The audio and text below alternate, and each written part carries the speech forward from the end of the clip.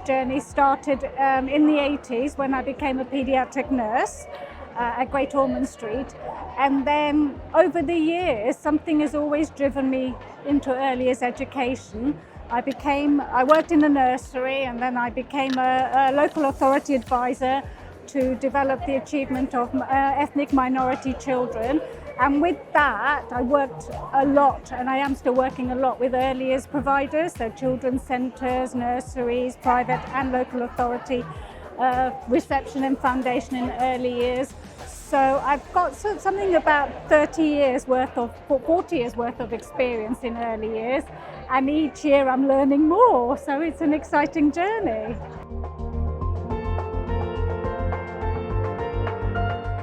I think the biggest challenges are the changing face of Britain. We are becoming more multicultural, multilingual. We've got lots of different types of families coming for different reasons, economic migrants, but also our indigenous population as well. So there's a lot of adjustments being made.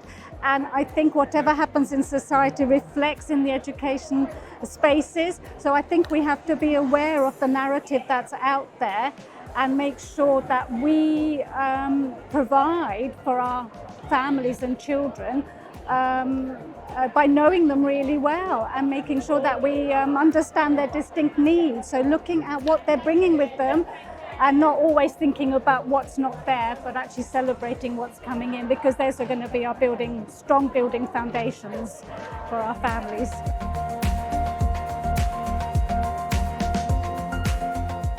I think that the starting point is leadership. You have to have the ethos, you have to have the policies in place that are practical in nature as well.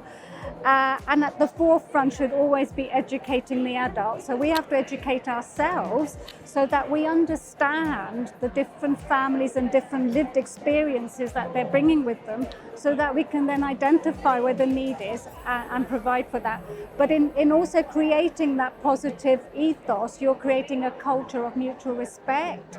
And attitudes and behaviours say a lot, don't they? They can welcome people, or they can shut the door. So I think addressing all those, but when I'm working with the earlier sector, I always say educate yourselves. If we educate ourselves, then we are more aware of where some of the gaps will be, not just within ourselves, but within our practice as well.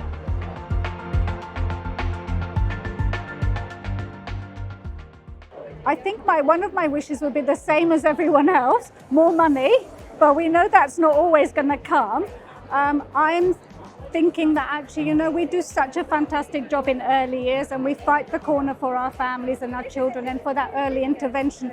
Just carry on with that, because often there's a mismatch between what we want and what the government are telling us to do. But if we stay strong and steadfast in what we want, we can continue. We do an amazing job considering all the challenges we face, and austerity always brings more challenges.